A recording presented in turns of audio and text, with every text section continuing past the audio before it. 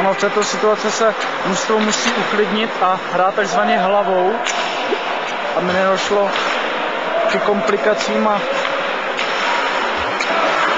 tak, teď jsme viděli krásnou práci. A jde to na golmana.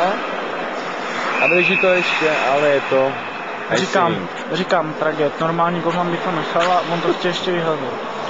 Ano, takže tady si nevím, vlastně to je zimní stadion. Tohle je můj Lubor Poláček, který tady pomáhá komentovat vlastně zápas. Má pěkné džíny a boty. Ano. A tady Karla Poborskýho. Ano, vidíme tady. A útok 3-1. A zkusil to sám, ale bohužel přestřelil. Nevadí. V takové situaci by měli hráči více kombinovat a využít situace. Hlavně, že jo, Karle? Ano, správně.